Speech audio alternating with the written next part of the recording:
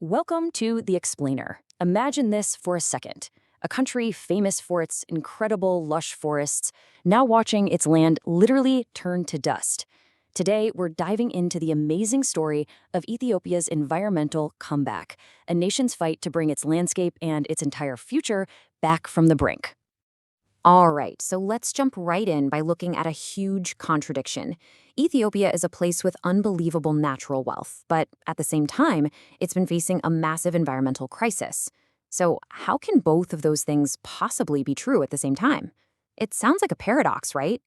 For a long, long time, Ethiopia has been known by this really powerful nickname, and for good reason. Its highlands are the source of these massive rivers, including the Blue Nile. I mean, that's the lifeblood for millions and millions of people downstream. This makes Ethiopia a critical, absolutely essential water source for the whole region. And that is the billion-dollar question. If the country is so rich in water, so rich in land, why is it in the middle of such a serious environmental crisis?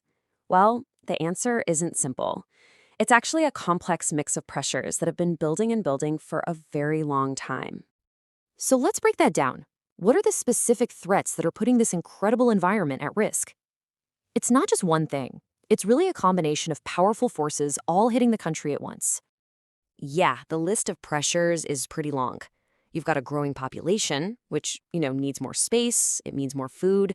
That means more farming, bigger cities. And then you throw the growing threats of climate change and pollution on top of all that, and suddenly you have a perfect storm of environmental strain. But out of all those challenges, two of them really stand out: deforestation and soil erosion. And here's the thing, they are locked in this vicious cycle. They're not separate problems at all. They actually make each other worse. Let me show you how. So, get this. Historically, about 40% of Ethiopia was covered in these amazing, dense forests. For thousands of years, that was the country's natural, healthy state. Almost half the country. But then, over centuries of human settlement, farming, and population growth, that number was just decimated. In recent years, the forest cover dropped to a shocking low of less than 3%. I mean, almost all of it was just gone. And here is the direct result of losing all those trees. See, without that huge network of roots to basically act like a net holding the ground together, the fertile topsoil is just left totally exposed. So when the heavy rains come, it just washes away. We're talking about soil erosion on a massive, massive scale. And this is where it gets really wild. Even the water tower of East Africa is starting to have serious water problems. We're talking about recurring droughts, lakes that are literally shrinking, and rivers that are getting polluted. The very resource that Ethiopia is famous for is suddenly at risk. But this isn't just a story about a crisis. It's a story about an absolutely epic response.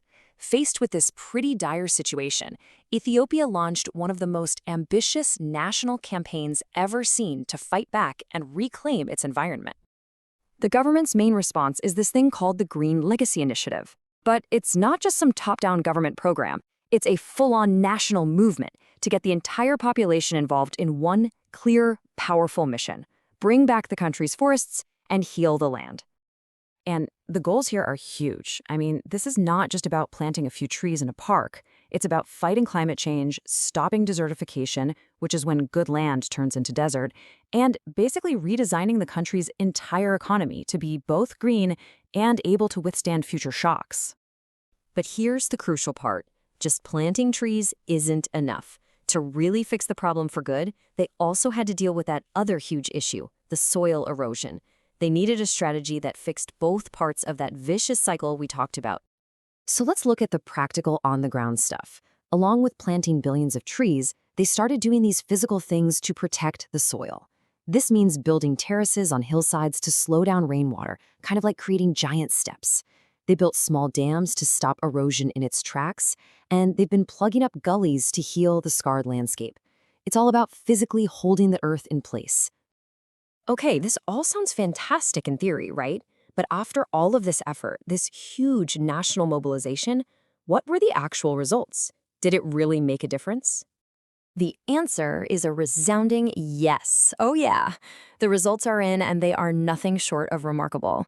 The initiative has already led to a major, measurable increase in the country's forest cover. It's a powerful reversal of a decline that had been going on for centuries. And the numbers, wow, the numbers are just staggering. From that critical rock bottom low of under 3%, national forest coverage has jumped all the way up to about 15.7%. That is a five-fold increase in a really short amount of time. It's a truly amazing achievement. So, the big takeaway here is that Ethiopia's green legacy is so much more than just an environmental project. It really represents this fundamental shift toward a sustainable future, where ecological health is seen as the absolute foundation for economic prosperity.